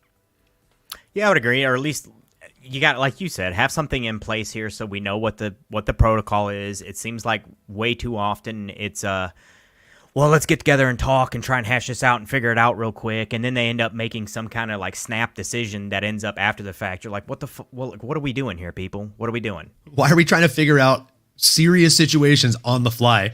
Yeah. And how have we not thought, oh, well, you know what? This could happen. Prior to this, we should have something in place for it. But I also agree, Jack Shore seemed to be settling into that fight. Like Brito was taking up. Yeah, he was settling. You could tell he was figuring it out and making his reads and stuff like that. Now, of course, I was happy because I took old Brito and I took him inside the distance at plus 325 for a quarter of a unit. I'm not going to argue them out of this stoppage, but I 100%. Shore, it was getting to the point where I'm like, ooh, Shore's kind of coming back into this a little bit. And again, I feel like he's one of those guys, kind of like a, who is it? Who is it that starts really fucking slow that I can't think of the name? Oh, just on the other end of it, I was worried because Brito started so fast that he started to slow down. Exactly. After all the grappling, like all the exchanges, I was like, there's no way he can keep up this pace. No. And again, Jack Shore was like, not breathing heavy. He looked good. Like, other than the gash on his leg, dude looked like he wasn't in a fight. Like, he looked fine, composed. He looked fucking fine, dude. He was there. He was breathing. I don't know. I was upset that they stopped it. I'm not going to dwell on it all night, but I digress. Solid performance for Joe Anderson Brito. I do think that, like you said, he was looking like he was slowing down, and I would have been fucking very intrigued to see how the rest of that fight would have gone if we would have gotten the last 6.5-7 minutes of that fight, because I don't know that he would have looked really good in the third round. I think maybe Jack could have submitted him, but we'll never know. And Joe Anderson Brito, he gets the win. He gets the second paycheck there for it. Goes 1-for-1 on takedowns. Ends up getting I believe it was a reversal in the second round that got him the control time. Super nice. I mean, he looked slick. Again, my only concern is, can your gas tank take that? Because you had the pedal to the metal for as long as that fight lasted, my friend. Agreed. He's just a bigger Figgy. All the same concerns with Figgy. Oh, dude, that's a great comparison. He's the exact same. Biggie Figgy. Yeah. I like it. Yeah. Joe Anderson, Biggie Figgy Brito. I love it, dude. Start calling this dude Biggie Brito. Do you have a name on the tip of your tongue for Biggie Brito? He's been calling for it for a while, and I think after his performance, you kind of got to give it to him. Give him Dan Ige. I think this is like the third time he's called Dan Ige out now. Now, I think that might be one of those things you end up regretting getting what you asked for, but I say give it to him regardless. I'd like to see the fight. You play the game, you sometimes win the prize. Yeah, I think 50K Ige would be a really fun matchup for him. I like the way he matches up against, or rather, I like the way Ige matches up against him. I don't know that he wants that fight right now. But I'm also not mad at it. Takes him. Yeah. I think 50K takes him too. Yeah, I think 50K takes him for sure. If 50K is not willing to take that fight and take a step back in rankings, I was going to say maybe like a Diego Lopez. I just think that'd be a fun fight. I think Diego gets some fucked up reversals on him in those takedowns. That'd be a wild fight. That'd be a wild fight there. For as fun as it lasts, I think that'd be a scrap, dude. Yo, take the under on that all day, kid. Because I would bet a lot on the fact that doesn't see a judge's scorecard. It'd surprise the hell out of me if it did. Yeah. Two guys that are definitely going out there and trying to hurt each other, trying to get finishes no matter what position they are in. So I like that fight. I think that'd be a fun fight, but I'm also definitely not against the Dan Ige fight. Sitting here looking at it, man, has Bryce Mitchell got any opponents or anything? Have they talked about it? Because I wouldn't hate that just on the grappling potential again. It kind of makes sense on where he is also. Bryce Mitchell, let's see if he has anything scheduled. I haven't heard anything recently out of him, really, aside from the usual farm crap. No, he has nothing scheduled. Shoot, we could do that one too. And he's past concussion protocol for sure after that Emmett fight. I think they only gave him 90 days. Give Jack Shore Bryce Mitchell. That honestly probably is a little bit better of a match. Gosh, I would love that. I would love that. That'd be a great matchup. Jack Shore versus Bryce Mitchell. Oh my gosh, the scrambles in that fight, the grappling in that fight, that would. And I mean, like, I'm that excited to watch the grappling. I'm not even a fucking grappler. Like, I just think that would be a fun fight to watch, man. Yeah, agreed. Yeah, I like that. That's a beautiful matchup, man. Great call on that. I'm gonna be tweeting some people later. Yeah, we should definitely be doing that. Guys, moving into the main card now. You know what time it is. Time! That's right, guys. It is time for the main card. We have Paul Craig coming in against Caio Baralho. And, man, Caio, maybe his name should have been pronounced Chow. Because he basically told that guy, I'll see you later, Paul Craig. He made Paul look very, very sloppy on the feet. There was one point where he got on top of him, and I'm like, oh, here we go. And then he's all, just kidding. Fuck you. And at that moment, I was all, Paul Craig is Paul fucked. It was bad news bears from there, man. His chances of winning simply just disappeared into the air at that very moment, folks. I was like, oh man, Kyle Smart. It's not good. It's not looking good for Paul Craig. And Paul's kicks looked sloppy. His distance control looked sloppier. His punches looked, if I'm being honest with you, like my old lady throws better punches on focus mitts at least, right? Like Kyo's not throwing back at her, and I know, having Kyo throw at you makes a big fucking difference. But this is the epitome of what I was saying earlier, right? Like a lot of times you'll see grapplers engage in striking. We were talking about this a couple fights ago on the Miktabik fight, or a handful of fights ago on the Miktabik fight. The difference is like when that grappler struck through strikes, whatever the fucking proper verbiage is. OnlyFans. When Miktabik was throwing strikes, It looked natural. It looked like he was having a good time. Another grappler that comes to mind that really adjusted to striking, George St. Pierre, one of the best grapplers we've ever seen do it. Also, one of the best practitioners of things like the Superman punch, the Roland Sabat spinning back kick. Like there's so many different things that he did extremely well, and not only extremely well, but at the top caliber in these strikes, and he made it look good. He looked comfortable doing it. Paul Craig simply didn't. He said all week, I've been working on my kicks, and I think I can knock him out with it. And yeah, he was very confident that he was going to get a knockout with his kicks. And a lot of people hammered the line on the knockout because they thought, pigs fly, unicorns exist. I should do crystal meth because I believe in this. No, I'm just kidding. Don't do that, kids. But no, with all due respect, like he went out there, he tried his damnedest, but I simply think that he might be past his prime. And I don't know that he is at a level where he can compete with the top of the top in the UFC anymore. And if I'm being honest, I don't know if he ever was. There's a lot of times where he has won fights that he was losing very, very badly. And when you are winning a fight and like the difference is like, I'm up here, you're down here, I'm going to make mistakes because I don't feel like I can lose this fight. I feel like a god, and you're a mortal man. And then I get armbarred. We've seen that happen.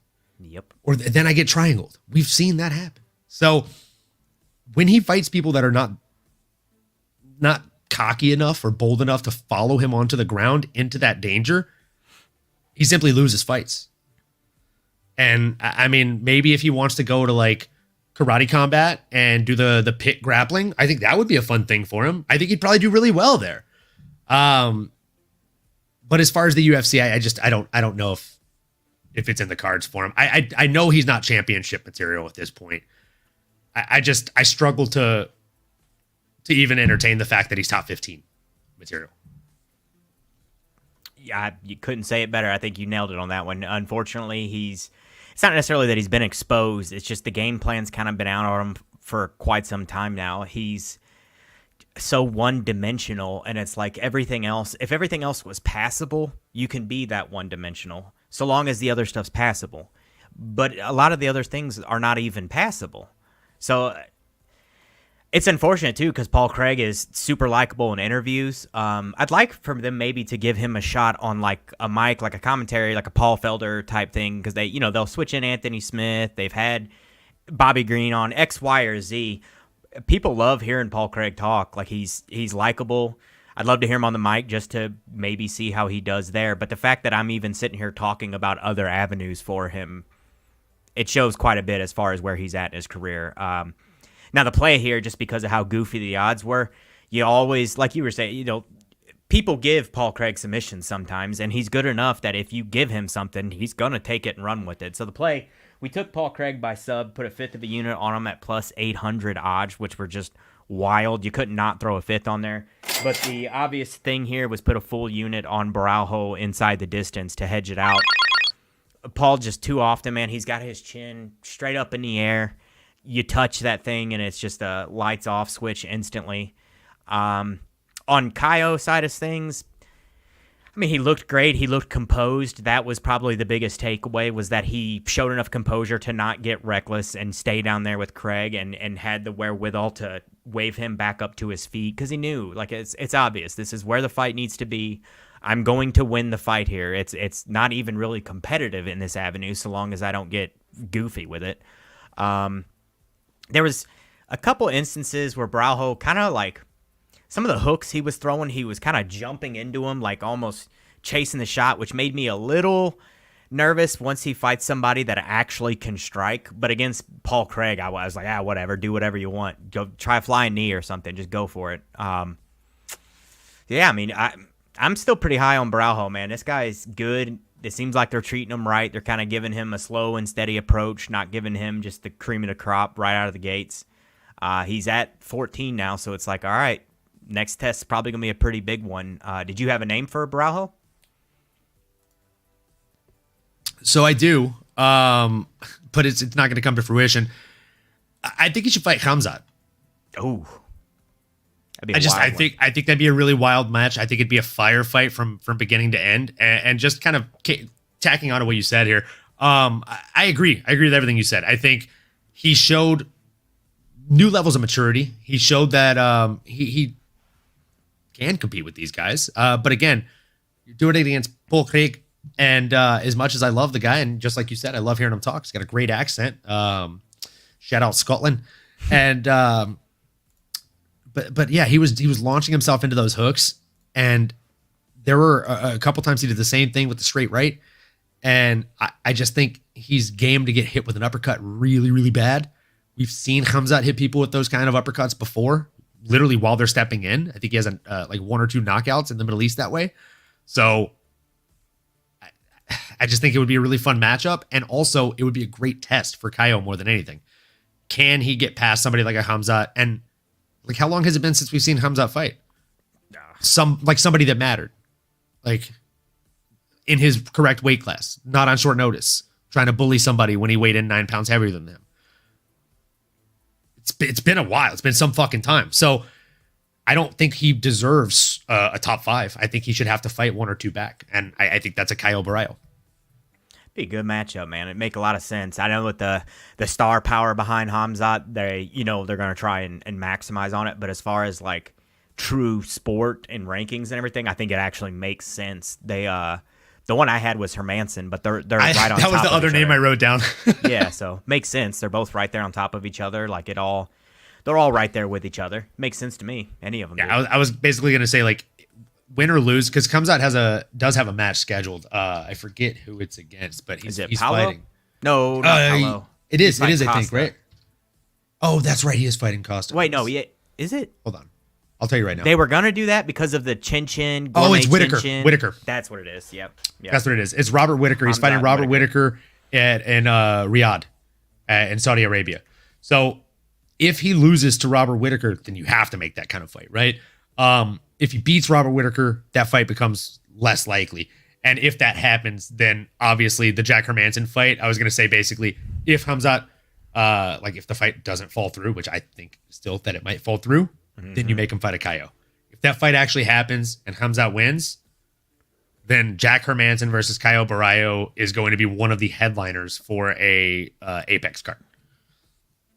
And I think it's a fun one. I don't think it's a bad match. I think, again, Jack Hermanson has become like the like one of the 4 horsemen of the fucking elite gatekeepers of his weight class. So if you get past him, you might as well be a top 5 kid. Moving into the next one, probably my least favorite fight of the night. Boy, oh boy. What is there to say? Michel Pereira coming in against Ihor Polchieria. It's the battle of the first letter P, last sound eras for the last names here. This was just a weird fight from the start. But I mean, I said it in the pre-fight episode. Never been a big fan of Michel Pereira. He looks like the bad guy from like the last Undisputed movie. And I'll die on that hill. He even has the same mannerisms. Like it's wild. I'll have to send you a clip if you haven't seen it. But the dude like does backflips and like front flips, and like not only when his opponents are grounded, like he'll do a fucking front flip while you're standing across from him just to do a front flip. I've seen him in 3 fights, and I've only seen his UFC fights. Well, that's a lie. I saw 2 of his fights outside of the UFC after he made it. But in the UFC, I've seen 3 times him do a backflip and land with his foot or knee kicking the head of a grounded opponent. He did it to Tristan Connolly. He did it to Nico Price. And now, as of Saturday, he did it to Ihor Polchieria. And you can't tell me that doesn't do anything. His shin literally connected across the dude's temple down his jaw lining before his knee landed on his body, and then he rubbed his shin bone across his face to scoot on into fucking side guard. So literally fuck yourself if you think that should be legal and that's not a problem. I'm so over the fact that there's so many people online saying, well, I guess, if you do it with enough style points, it's not illegal, bro. No, dude, it's still an illegal move. You still chin check the dude with your leg, and he was on his back. So it's just not okay. I think at the very least, you got to take a point and separate the guys, stand them up after something like that. And realistically, if you've done it 3 out of your last 4 fights, it should be a DQ almost. Like, I don't understand why they're not telling this dude the rules. What's happening here, man? Talk to me, Mad Max. Yeah, I don't fully grasp. So there's 2 points to it here. Do I think that it really altered the trajectory of this fight? Not necessarily. Do I think that it had some impact on it? You can't tell me it didn't. If any strike has impact, then obviously this one did. It's boil it down as simple as possible. It's breaking the rules point blank. Like, it's a knee to the head of a grounded opponent that made contact. You saw it in the replay multiple times. So it needs to be addressed. The fact that it happens over and over again, it's the same thing as John Jones doing the eye pokes over and over and over and over and over. And it just seems to be like one of those things where it's like, well, you get away with 1 or 2, so you might as well just keep doing it because you're going to get away with 1 or 2. And it's just a weird gray area. I don't know what necessarily the answer is, because it's like you can't make special rules for one fighter. It's like, all right, well, you've done this in the past, so if I see you do this one time, for you and only you get 1 point taken away. Well, that's a whole other weird area, but at the same time, you can't also keep letting these guys get away with it. And ultimately, at the end of the day, he broke the rules, or at least to me he did. Like, it's pretty clear. Now, I think Pereira was going to dog walk Potieria no matter what was going to happen. So it's not like I can say, oh, this knee is the reason he won the fight. But it had to have had some impact on it. It had to have. Like, there's no way it didn't. It's not possible. I still think the sky's the limit on Pereira. So it's like, to see him still doing these kind of things, making these kind of potentially what you could call a mistake, or these choices. It's like, bro, you're better than this. You don't need to do this to win. There are other ways to pass guard. What are we doing? Like, you just don't have to do this to win. Oh, I got the replayer, yeah. Here's a super slow-mo posted by Connor Burks. Boom. Come on. His whole shin goes across dude's head. And then he rolls it across the rest of his face to get into position. Like, this whole situation should be illegal. Like, look at that. You can see the impact land. And again, just like you said, like, did it completely change the trajectory of the fight? No. But it's still an illegal strike. And it shouldn't be allowed. Yeah, and there's no jiu-jitsu dude is going to tell you to do this either. It's not like that this is like, oh, this is the only pass to do here. This is the one that you're supposed to do. This is what works. Do a backflip over his guard. It's like, no, dude, Potieria is not exactly a fucking whiz on the ground. There's tons of other ways you can get around him. That's not the only way to do it. Like, he's literally just doing it for style points. So. He's literally just doing it for the extra style points. And that's the only reason he's getting away with it as well, is because of the amount of style points he's able to do it with, which is what drives me absolutely nuts. I literally commented, I don't know if you saw it when I was putting the post up, but I literally commented on it. So you can kick the head of a grounded opponent as long as you do a backflip into a ? Like, that has gotten, in less than 24 hours, 166 other people that have liked it and 18 responses. So, I mean, there's definitely some truth there, right? Yeah. And come on, guys. We need, again, it goes back to, we need to have processes. We need to have rules. We need to have exact plays in place for every type of situation. And this is just another situation where it shouldn't be legal. And I've heard so many different cappers and podcasts say, like, yeah, I'm not a fan of cheating, but man, if you're going to do it like that. Like, no, dude. Just don't fucking cheat in a sport where you're fighting human beings. It's dangerous and it's stupid and it's unwarranted. Like, you're a grappler. You just said yourself, no grappler, no jiu-jitsu coach is ever going to be like, yeah, dude, when you're trying to melt the guard, I say do a backflip into it and obliterate him with a good old shin bone to the face, Aroni. Yeah. Like, said nobody ever. There, from the position he was in with his back on the mat, I guarantee you Mad Max here, like, he could have come up with at least fucking 10 entries that would have been, like, less warranting of yourself feeling the pain, right? So, I don't know. I want to see this dude get better, but it feels like he takes a step forward and then he takes 10 steps back. His fight before this impressed me far more than this one did. Agreed. just because he showed levels of maturity. He showed that he had grown. And then in this one, it's like, I'm back. Hey, you guys. It felt like he reverted back into his childlike ways. That being said, do you have a name on the tip of your tongue for the young man? At this point, you gotta start throwing him to the wolves a little bit. He's right there with Kyle. So it's like Jack Hermanson, any of these guys. Imavov makes sense. Chris Curtis makes a lot of sense. He's right there with those dudes. But I'm still circling back to that. Take the knee out of the thing. That is not. There are way easier ways to pass that you're then not also going to potentially be giving up your neck, your back, a scramble position. Like, if you want to win the fight and start winning the belt, you need to be doing the moves that have the highest percentage of you winning, while statistically also having the least amount of chance for that person taking either position advantage or landing a shot or something. And not anywhere ever will anyone be able to tell me that you doing a backflip over someone's guard is just the smartest move to secure a position. That does not go hand in hand.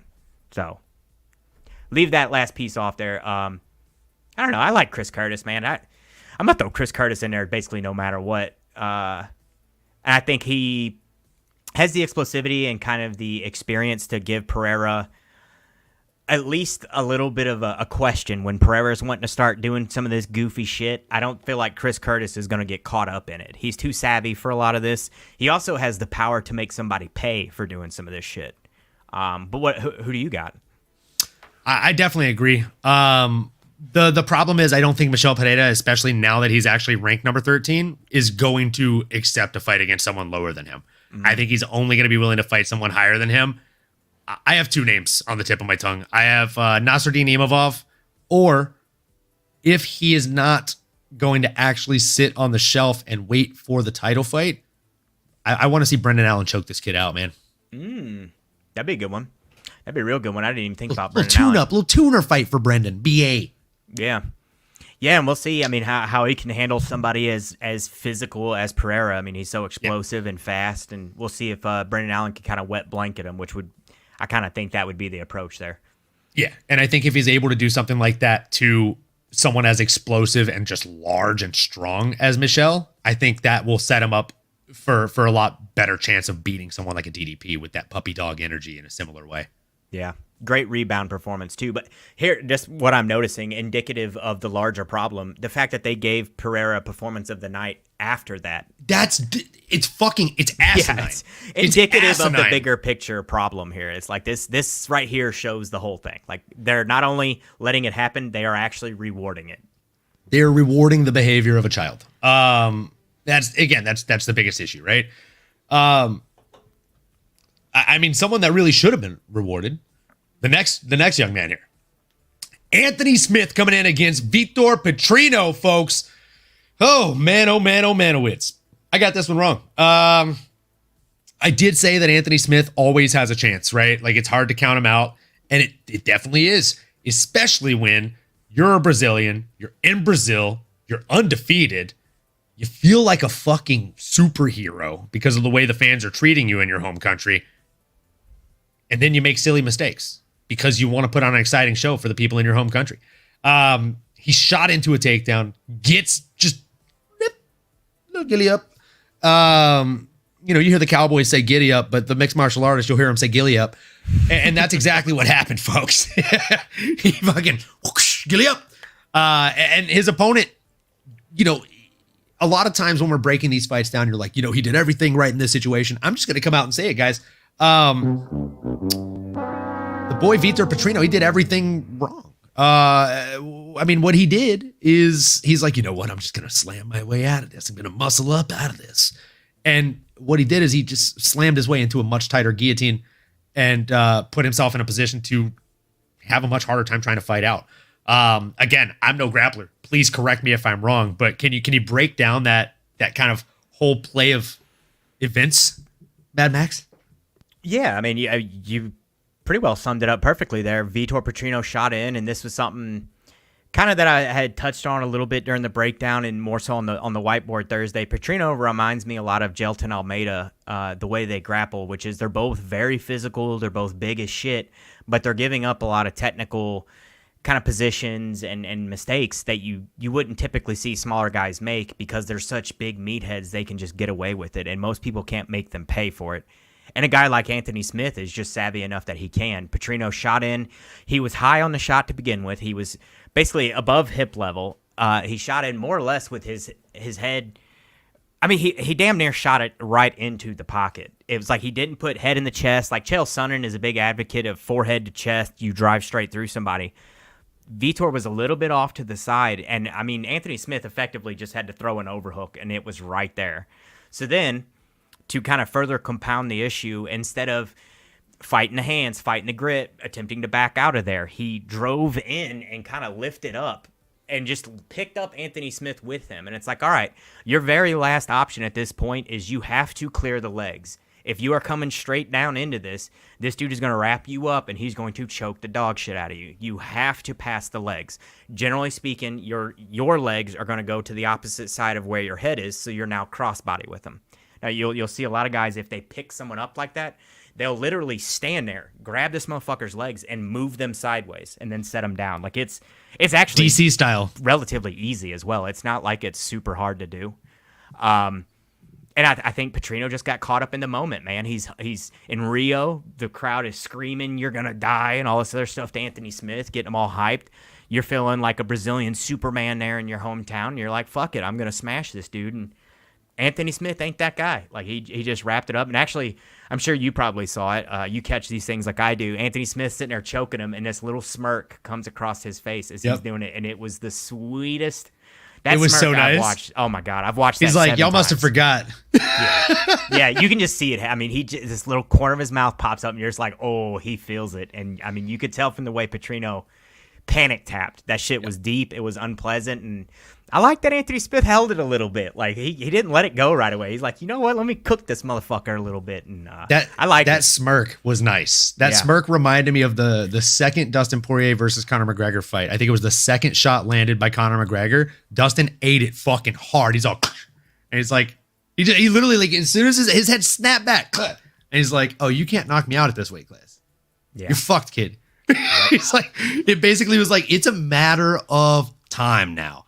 And that's exactly that smirk that Anthony Smith got. He's like, I'm locked in, kid.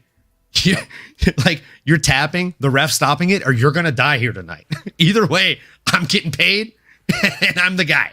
And you fucking saw every bit of it. He put everything into that, man, and he just pulled. He fucking pulled up on that goddamn ghillie so hard. You love to see it. You just love to see it. And I mean, this is something that we've talked about ad nauseum on this podcast, where we've said this before time and time again, and we will say it again time and time again. This is typically what happens at least 50% of the time when you put someone with 10 fights or 11 fights against someone with 50 fights. Yeah. Guys, like, I don't care if the dude has lost 19 of them. Like, he has almost 60 fights. At the very least, if you win, you're going to know tomorrow that you were in a fist fight the night before. This is exactly what happened, man. Anthony Smith went out there. He looked absolutely brilliant. The entirety of the fight consisted of 21 landed strikes between both men combined. Again, like just to add on to it, like brilliant breakdown of how the grappling exchange went. When I was watching it in real time, it looked like, and I know Victor Petrino, he has Brazilian Jiu-Jitsu. Like, he's not a terrible grappler, but it looked like he was not using Brazilian Jiu-Jitsu for that takedown at all. It looked like he was playing NFL and he had just hit a hit stick. Like, he was trying to spear that young man like Bill Goldberg, head on the outside, arm open. Like, I'm either trying to spear you or give you the weirdest fucking Christian side hug you've ever seen right now. It was just so untechnical. And there were so many better ways that even inexperienced little old me with the grappling realm, I could have finished that shit better, or at least put myself in better head positioning or positioning in general to not get gillied. Like, maybe I would have ended up on top and gotten triangled, probably armbar, maybe, but I would have maybe completed the fucking takedown. You would have at least recognized it and not exacerbated the issue, like where he's like, "Oh, I'm getting gillied. Let me make it 4 times worse real quick. Let me lift my head up and then try and jackknife this dude down into a more prominent position." Yeah. Not great. So we're not here to trash talk, though. Vitor is very young, and I mean, he's just 12 fights into his career right now. So it's not like this is the end of the road for the man by any means, by any way, shape, or form. But I digress. It's what happens when you put a 26-year-old with 11 pro fights against a 35-year-old with almost 60. What do you have next for the man, the myth, the legend, the lion, Anthony Smith? Anthony Smith, at this point, it's almost a matter of like finding somebody that he hasn't fought yet. The guy's been around so long and he's fought so many people. It's like, who has this dude not fought, or who can we maybe give him a chance to like get one back? Somebody that he lost against that maybe he shouldn't have. Please don't say Roundtree. No. Which I'm so excited for Roundtree and Hill anyway. I can't wait for that one. Roundtree to beat shit out of him. I wouldn't hate old Volkan Oezdemir. Have they've fought before, haven't they? I think Volkan and him have fought. I think it's 2018. Volkan won Volkan by beat him. RNC. Let's run. Yeah, it I was back. gonna say Volkan beat him. I wouldn't be mad at running that one back. The other name that I had on mine was Jamal Hill. I don't think they fought, have they? I don't believe so, and obviously we just gotta wait for Hill and Khalil to shake out and maybe give him the loser of that one. I think it'll be Jamal Hill. That's why I have Jamal on that list. I think Khalil's gonna prove to be too much for Jamal. I think he's gonna go out there and just leg kick him into oblivion. And then once he's having trouble planting on the legs, the uppercuts are gonna start coming in nasty. That tie clinch is gonna come in nasty, up knees to the body, breaking the solar plexus down, making it hurt to breathe, making his blood feel like battery acid, and making his night feel like hell. Because that's just what Khalil Roundtree Jr. does. He fights you like a bizarro world Batman, and he's not pulling his punches. He's trying to end your life. I'm very excited for that fight, though. Make no mistake about it. I do think it's going to be extremely fun. I like Jamal Hill. I actually thought he had a chance against Alex Pereira, but I think this Khalil Roundtree match is even worse stylistic matchup for him than that one was, just because of the way the man fights. Mean. He's just fucking mean, dude. He's so mean. Yeah, there's people who fight to win points. There's people who fight to win, and then there's like those dudes who fight to. It seems like to genuinely hurt you. That kind of seems like Khalil's style there. Yeah, I also have one more kind of a feather in the cap, or rather name in the hat. We've heard talks about it, right? Alex Pereira has heard Anthony Smith say that he doesn't think there's anything special about him, that he's just a one-dimensional fighter with a left hook. And so Alex Pereira has challenged Anthony Smith to a grappling match. Ooh. Now, what happens if Anthony Smith beats him in a grappling match? Do they now run it in the UFC for the championship belt? That'd be wild if so. And Wouldn't that be something? Should. Yeah. In theory, they should. And in theory, he should beat him in grappling. He should 100%, you'd think.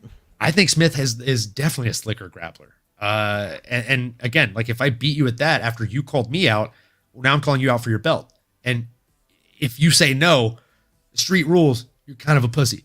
I wouldn't be mad at seeing Anthony Smith have a grappling match, a little side quest, and then fight for the belt. One last run. Man, sitting here looking at it, as far as his past record, I wouldn't hate it. There's two that I notice he hasn't fought, and one of them, Jan Blachowicz. I don't know what his timeline is as far as his shoulder injury goes, but also I don't see Yuri anywhere on here. Mr. Prohaska. He hasn't fought Yuri. That would be a fun fight too. Yeah, I think I don't know why. I just think he'd do bad things to Yuri. Yuri leaves so many openings for takedowns. But most of the people he fights are like, oh, I'm just going to play the samurai game with him and stand up. Anthony's not. Anthony is not dumb. Like he's so not stupid when it comes to this game. He has a far more advanced fight IQ than a lot of people give him credit for. And I think he would slip in on a single leg so fucking quick with that wide karate stance that Yuri fights in. And if he gets on top of him, again, he would do bad things to him, man. Yeah, that'd be a fun fight. That'd be a really fun fight. You may have just sold me on that one, brother. That'd be a real good one. That would be a really fun fight. Yeah, sign me up for that. All right. Well, we have made it. We have definitely made it, guys. Oh fuck. Jose Aldo. The king of Rio, the king of Rio de Janeiro, coming in against Jonathan the Dragon Martinez. I thought Jonathan Martinez was going to go out there and just honestly be the younger, stronger, longer fighter, and that could not have been farther from the case. Jose Aldo was working him, he was hurting him, and I mean, felt like Christopher Walken out there walking up to him, little boy, just schooling the kid. He showed that he has not taken any time off, and he has not missed a beat. He has been boxing, and it showed. He utilized the boxing more than I think he ever has in the octagon prior to that fight. And again, he did bad things. He did bad things to Jonathan Martinez. I thought Jonathan Martinez was going to be the leg checker and the leg kick thrower, but that just was not the case. I'll let you take the lead on this one before I steal all the steam here. Tell us what your thoughts were watching this fight live, man. I think you pretty well nailed it there, at least what you were leading into. Jonathan Martinez landed a couple things there early, and then it was like Jose kind of started getting settled in, like mid towards the end of round one, somewhere in that range. Then by round two, it was like he started, the train was gathering a little bit of steam, and then by round three, it was just off to the races. I mean, he dumped Martinez at one point, like a pretty great sweep there, little leg sweep action, and just damn near threw him down. Like, it was pretty nasty. He was landing shots at will. Man, it looked like the old Aldo. Like, he did slow a hair in the third round, but it wasn't like it was... I mean, it was barely perceptible. It wasn't like it was enough that it was worth being concerned about, and that's kind of always been Aldo's thing, where he just takes a little bit off in the third round, which by that point he was so far ahead on the cards. I think that probably was a wise decision. It's like, let me make sure I don't give Martinez any room to come back in this. Let me not expose myself to any big shots or anything like that. And I honestly think Martinez was pretty well broke by that point anyway. Biggest takeaway from this fight, I think, one, let's not ever sleep on Aldo again, because I also picked Martinez to win that. But I think really Martinez just got caught up a little bit in like an idol type thing. It's like, man, this is a guy that he effectively grew up watching fight. Aldo was the king and still is the king, but then all of a sudden you find yourself in the octagon against this guy, and it's just hard. It's got to be like an out-of-body experience or something, finding yourself now standing against or across the cage from a guy like Aldo when you've watched him effectively your entire life fighting. So Aldo looked good, man. He looked great. I would love to see him stick around for one or two more, maybe even get another title shot against old Sugar Sean or something like that, or maybe even one of these legacy fights. I've heard Dominic Cruz thrown around, which I'd like to fight. I think Aldo destroys Cruz if he shows up like he did on Saturday, but he looked great, man. He looked great. I was dead wrong on the pick. I said I'd probably leave it alone, but I was leaning towards Martinez, and I'd have been eating some crow on that one. You and me both, man. I'm literally glad we forgot to place the bets, or didn't lock them in rather, before we took that trip, because again, I'd have been wrong on more than not. I think I maybe would have gotten one right the entirety. So solid week to be forgetful and not place this shit. But man, I couldn't have been more wrong. I forgot to grab my bottle, so I'll have to do a shot whenever we do the next episode or when Nano's back or something. But I definitely got a handful to do here.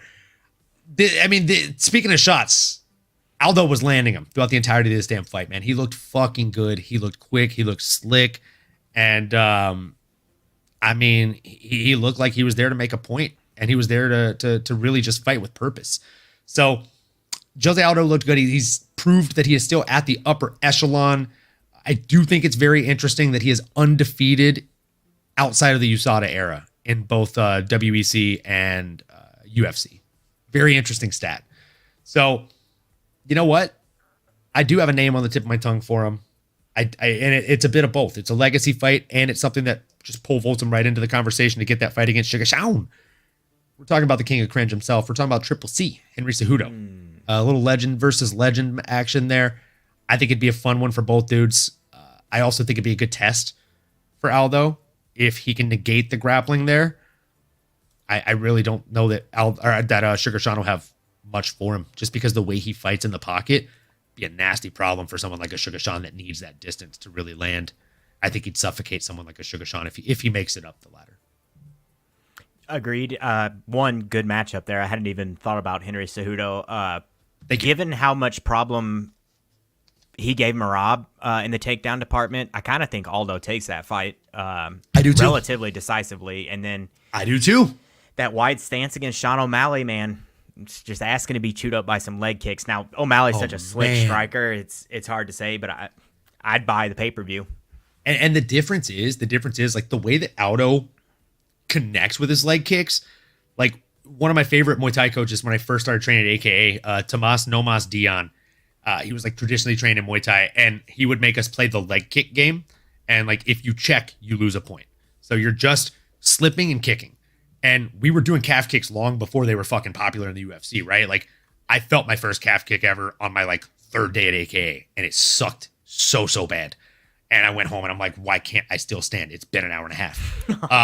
Like this doesn't feel good. Am I gonna make it tomorrow? I have a shift at Red Robin after this. Like it's a bad time to be walking a bunch on a shift. It's bad. It's a bad time.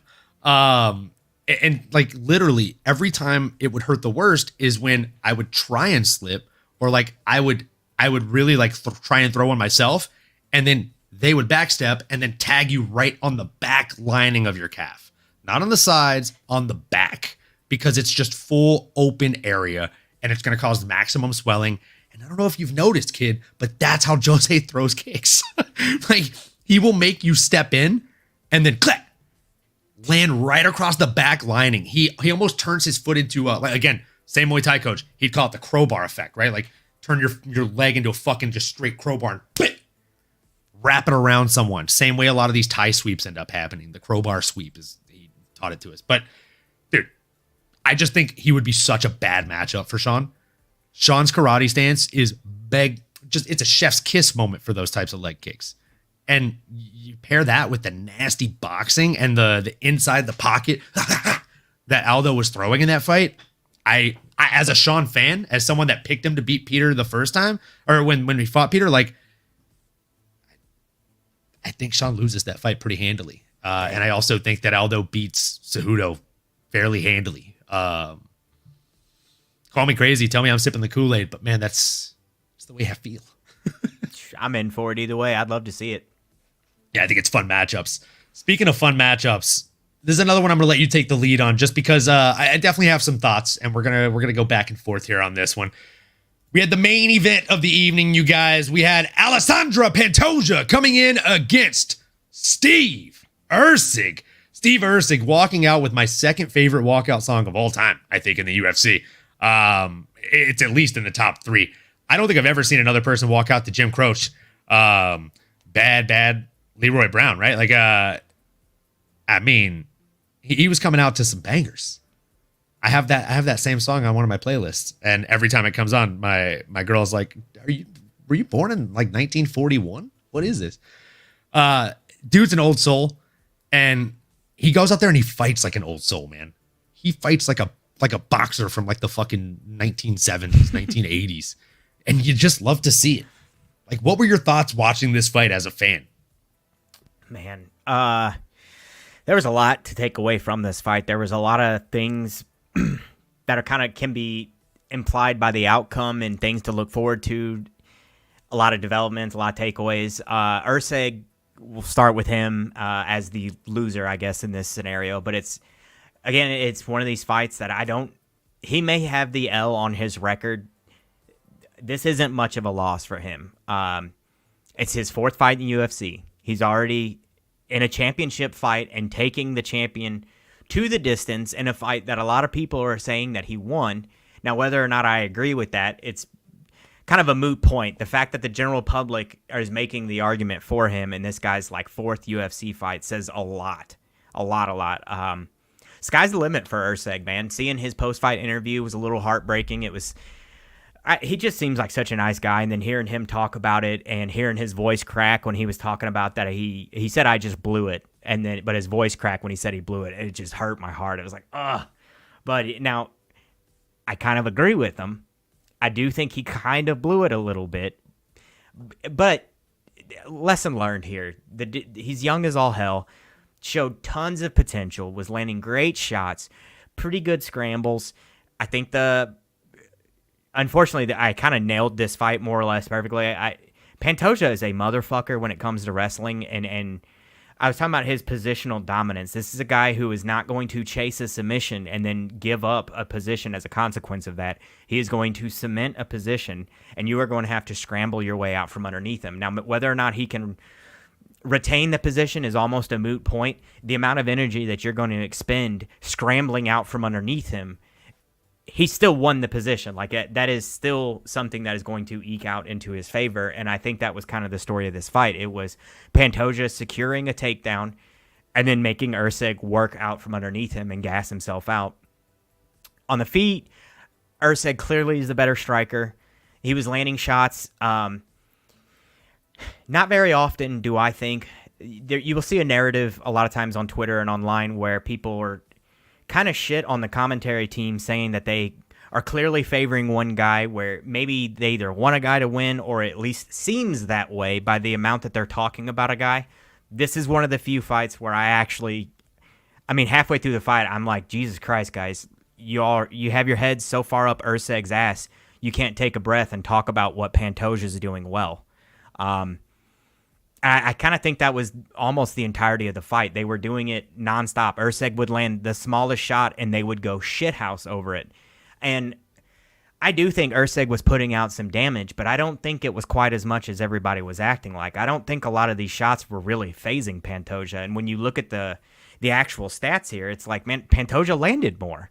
Now, damage is the deciding factor, but I'm also a guy, and I've said this 1,000 times, you can't fault a guy for having bone structure, scar tissue, 1,000 things that lend to being cut more. GSP, you would look at this guy crossways and he would be cut and bruised and bleeding and nothing even really happened. And then he'd beat the ever-loving dog shit of somebody. They'd barely have a little, a bruise on their head, and people in the comments are like, oh my God, GSP got wrecked, all this other stuff. And it's like, he just wears it more.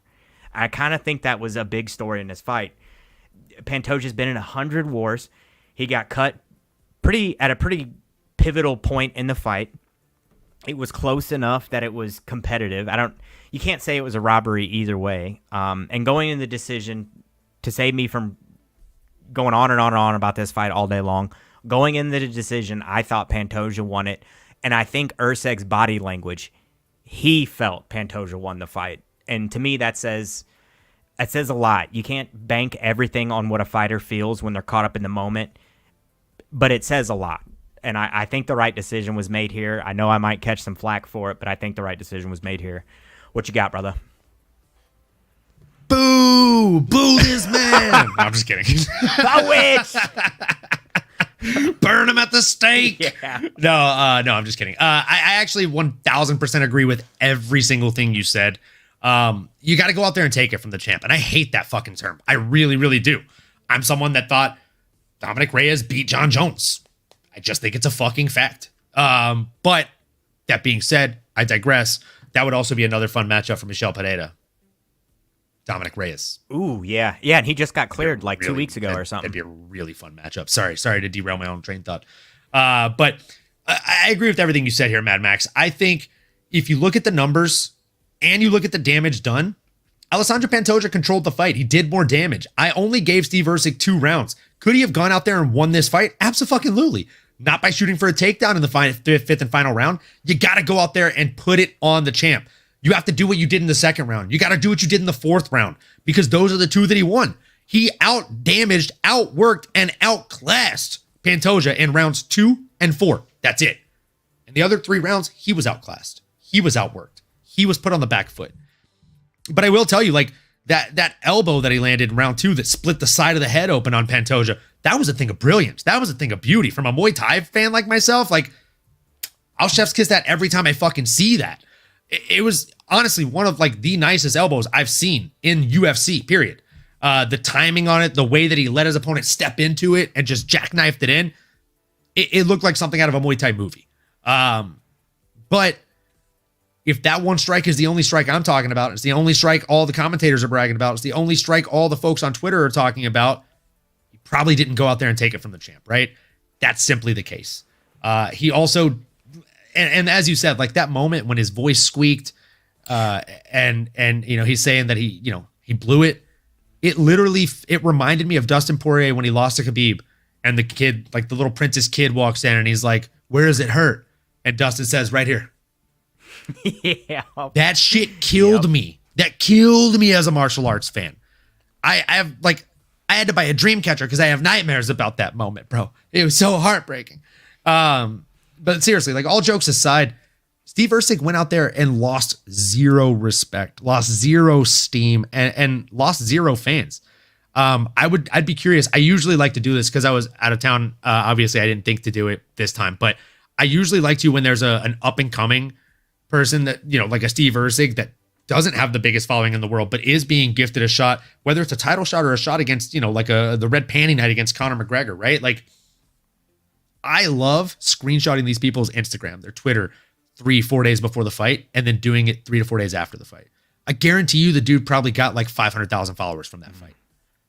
Is the point. Like, he lost zero steam, zero fans, and zero momentum. And I promise you, if Joe fucking Schmo comes out and somehow beats Alessandro Pantoja tomorrow, Erceg's fighting him the next day. I think after a performance like that against a dominant champ, probably the most dominant champ we've seen in the division since Mighty Mouse, if we're calling a fucking spade here. I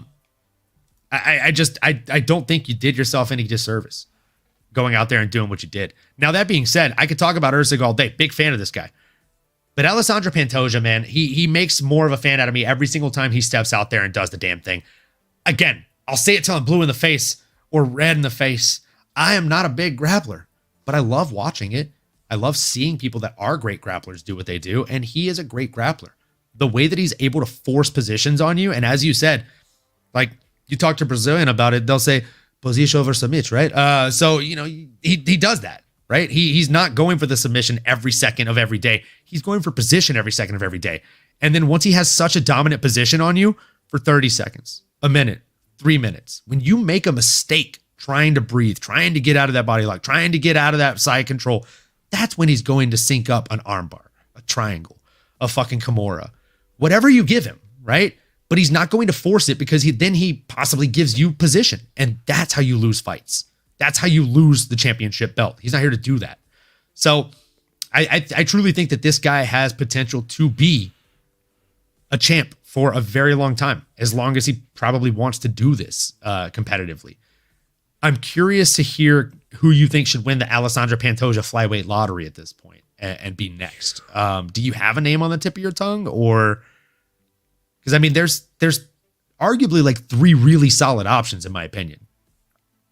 I know he's not the most exciting, but the guy that I thought was going to get it before this one here was like Amir Albazi. Amir Albazi, the prince! That's the one I thought was who they fucked up on the broadcast and put a Brazilian flag next to. Did they really? Yeah, they did. He tweeted and called him out. he screenshotted it and he's like, wrong flag. That's hilarious. Yeah. Or like Bruce Buffer calling out Vitor Petrino as the winner, and then Anthony Smith looking at him like, he's like, what the hell? Fuck? Yeah. That was like my guy. Very rare to catch a Bruce mess up, and that was like one of the few that's ever happened. But I think Amir Albazi's earned it. I think it makes sense. Now, Alex Perez is coming off a pretty impressive performance, but I don't know necessarily that that's like title shot worthy. Sure. I'm just an Amir Albazi fan. Again, I know he's not the most crowd-friendly guy, but he's good. He's very good. And he's a great fighter. I don't know that Pantoja's going to do the grappling dominance that he's done to everybody else against him either. I think that would be the hardest fight for him. I think that'd be the hardest fight for him in the division right now. The 3 names on the tip of my tongue are Amir Albazi at number 1, Kai Kara-France at number 2, and then Alex Perez at number 3. And then when it comes to the loser of this fight, Steve Erceg, I think he should fight Muhammad Mokaev. Fun fight. In a title contender fight. That'd be a wild one there.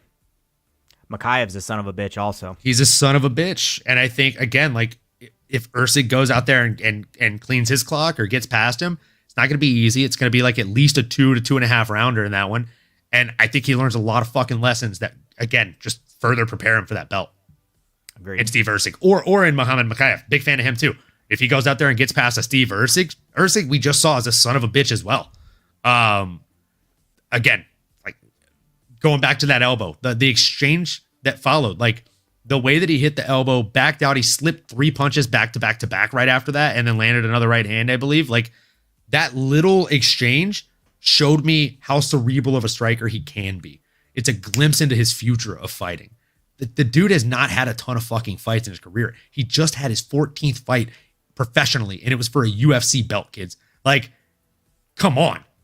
Yeah, in enemy Ceiling is territory high. too. Yes, in enemy territory. I mean, he was walking out to a crowd of thousands of people chanting in their language, "You will die." So like,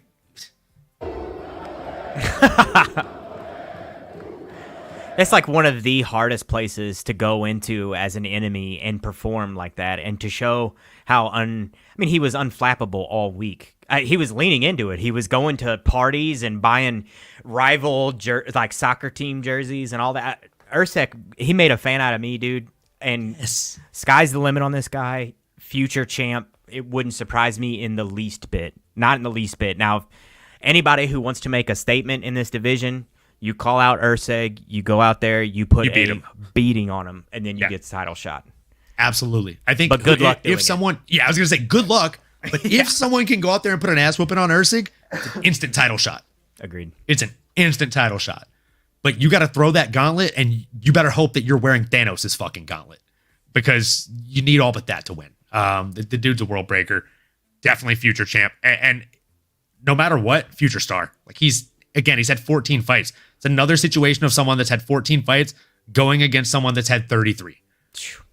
So I mean, like, we're talking about literally half the experience, and he went out there and he lasted a lot longer than most of these other guys have. And he performed a lot more competitively than a lot of these other guys have, aside from like a Brendan Moreno. So, come on, man. Like both these guys deserve the kind of the extra recognition, the feather in their cap. And honestly, they went out there and left it all on the line for us. You love to see it. It was a great title fight fight card in Rio. Yeah, absolutely. Yeah. Great title fight in Rio. I mean, the whole card, I mean, honestly, there wasn't really any like, I don't know. These days, it's kind of hard to get a tire card where there's no controversy or anything that anybody's super up in arms about. And I at least left this one. I was like, man, that was a good card. Oh, and honorable mention, Shogun Hall of Fame. Yes. Honorable another mention. one that we're going to get to see in the Hall of Fame. Oh, yeah. So excited, dude. Oh, and another honorable mention. Not sure if you saw, but we made it on the ESPN broadcast for the Jose Aldo fight. That shit was awesome. That was so funny. Of course, I'm showing it off like, oh, look at this. It was pretty sweet, dude. Literally made my day. I'm in there in Mexico watching the fights, and all of a sudden I get a text in the, like, not even from, like, you know, not the MMA group that sent it. It was my girl's family group text. And her cousins all, "You guys are on TV." We made it, Ma. Look, we made it. Mama, we made it. We did That's it. freaking awesome. Such a cool feeling, dude. Yeah, hopefully it happens again. You'll see me being the only guy in the group not clapping because I'm fangirling out. And I think you can read my lips in the clip that made it on ESPN of me saying, "Oh my God." Because Jose Aldo is right fucking there. That's fucking awesome. I'm going to have to storm the cage this weekend or something so that I can get on there and one-up you. Dude, you just got to keep your eyes out. Look for the camera people. If you see Megan Olivia, go jump on a chair behind her, wave to the camera. Maybe bring the mask. I don't know. That'll definitely work. Or it might get you kicked out. I don't know. Maybe don't bring the mask. In St. Louis, that'll get you shot. Yeah, maybe don't bring the mask. Yeah. You can find me in St. Louis. Mm-hmm. Big Nelly fan, you know? All right, man. We'll call it. I don't want to keep you all day. I appreciate the time. And guys, gals, fight fans of all shapes and sizes, hopefully we'll be back to do another one of these. This guy is going to be going to the fight card this weekend. He's going to be at UFC St. Louis. Yeah. A lot of really, really solid fights on there. Obviously, if you're down to jump on another episode on Thursday, love to have you again. We can break down that card. Hopefully put in some solid bets. And, man, either way, I am looking forward to. This is your first fight event you're going to get to go to, right? UFC-wise?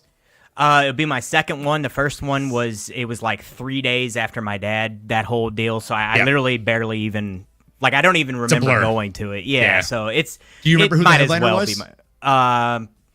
No, but I do remember Kamaru fought Emil Mech on that card, which was kind of cool. It was a long time ago. It was 2018. I think it was like January 11th or something, 2018. Oh, dude. Jeremy Stevens versus Duho Choi, Korean Superboy. There you go. And Paige Van Zant versus Jessica Rose Clark. A pretty solid card. Yeah. Bad. Darren the Damage Elkins. Oh, Michael Johnson. So wait, Michael Johnson. Let's go. Yeah. Pretty fun card. This one I actually think's even better. There's a couple guys I love Terrence McKinney. Like that one's freaking awesome. Joaquin Buckley got added to it, which is great. Man, he's been down like the last week. Every day he puts up a video. He's right in front of the art museum, which is, I've gone there like right up the road 100 times, dude. Yeah, I keep thinking about. It's like, man, maybe I should swing by there and see if I see. I was gonna say maybe just like swing by, dude. Be like, hey, walk in. I've thought about it, but I saw him outside in the parking lot when we were using the like prepaid, like the rented lockers for our stuff before we went into the event for the Hall of Fame. And hell yeah, he was hella dope. I was all, hey, Mr. Knockout of the Year. He turns around and he's like, you don't know my name? I was like, I know your name, Joaquin. Yeah. And then Knockout he's like, King, baby. And then we like fist bumped. I was like, can I get a picture with you, bro? Hell yeah. He was hella cool. Like at the International Fight Week, they didn't have him on stage, so he created his own fucking booth in the middle of the crowd. Started just taking pictures of people. That's when he started calling people out on the mic. Dude is a very entertaining individual, and he's definitely got the riz, as the kids say. You know. Yep. Agreed. Yeah, I think he's gonna put on a show. I can't wait to break it down in a couple of days with you, brother. For sure, man. He's gonna have his hands full, but we'll break it down. He's definitely gonna have his hands full, but he's a tough guy. He's a tough guy. We'll see if he can figure it out. All right, guys. Well, as we like to say here on the show, if you're new, if you're old, if you're somewhere in between, please make sure you do us a favor: like, comment, subscribe, smash that bell for notifications. And another thing we like to say on this show: keep on going, keep on growing. We'll see you next episode. You've been listening to the MMAnomaly Show. No filter.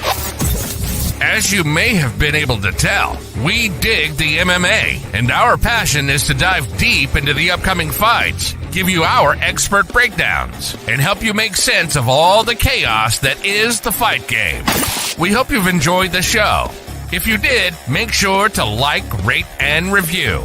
We'll be back soon, but in the meantime, make sure to find us on YouTube, Twitter, Instagram, and Twitch at MMAnomaly. Be cool, and we'll see you next time.